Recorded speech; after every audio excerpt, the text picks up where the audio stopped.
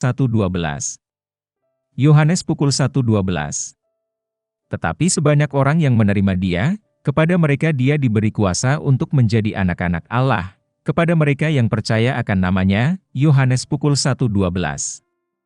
Saya hanya ingin mengetahui ini dari Anda, apakah Anda menerima Roh melalui perbuatan hukum atau melalui pendengaran iman? Galatia 3:2. Karena kamu semua adalah anak-anak Allah karena iman dalam Kristus Yesus. Galatia pukul 3:26.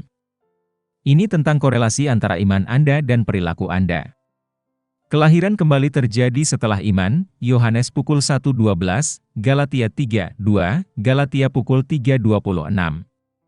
Ini berbeda dengan orang-orang Kristen yang berada di bawah kesalahpahaman bahwa seseorang dilahirkan kembali sebelum percaya kepada Kristus, sebagaimana tercermin dalam kutipan berikut. Sebelum seseorang bahkan dapat menerima hak untuk menjadi anak Tuhan, dia harus dilahirkan dari Tuhan.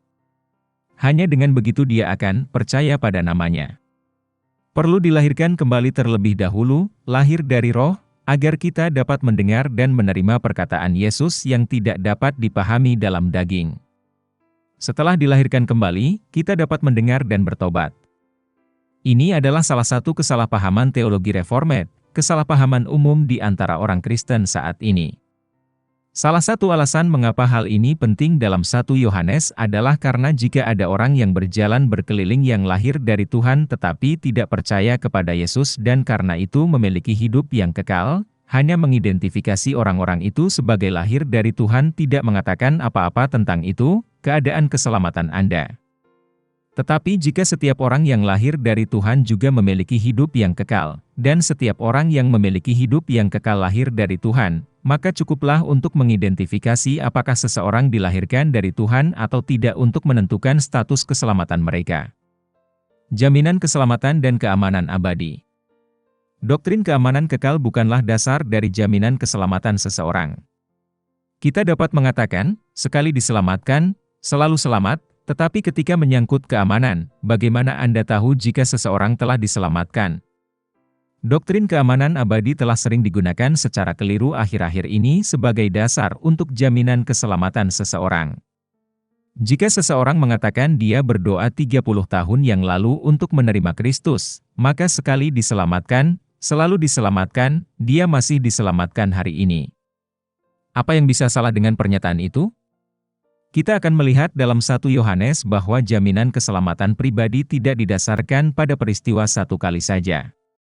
Tapi saya akan membahasnya lebih lanjut di kemudian hari. 1 Yohanes versus iman dalam iman. Iman dalam iman adalah sudut pandang postmodernis biasa, di mana jika Anda cukup percaya tentang apapun, Anda menciptakan realitas Anda sendiri. Dalam orang seperti itu dia diselamatkan sejauh dia percaya dia diselamatkan. Anda akan percaya bahwa orang-orang dari kepercayaan ini menentang seluruh gagasan mempertanyakan status keselamatan seseorang. Karena dalam pikiran orang seperti itu hanya orang yang belum diselamatkan yang mempertanyakan status keselamatan mereka, dan bagi mereka indikasi orang yang belum diselamatkan adalah apakah mereka mempertanyakan status keselamatan mereka atau tidak. Jelas bertentangan dengan Alkitab, seperti yang kita lihat di seluruh 1 Yohanes, tetapi bahkan lebih eksplisit dalam beberapa ayat pertama yang saya sebutkan, yaitu 2 Korintus 13:5. Pengamatan. Jika Anda sepenuhnya yakin bahwa Anda telah diselamatkan dan nasib Anda terjamin, bagaimana hal itu akan mempengaruhi hidup Anda? Sikap, ambisi, tujuan dalam hidup. Sikap, sukacita, Yohanes pukul 17:13, harapan.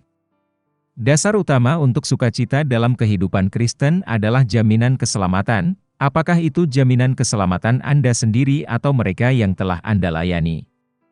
Sukacita dipengaruhi oleh sejauh mana Anda yakin bahwa Anda telah diselamatkan dan dipengaruhi oleh pemahaman Anda tentang implikasi dari diselamatkan.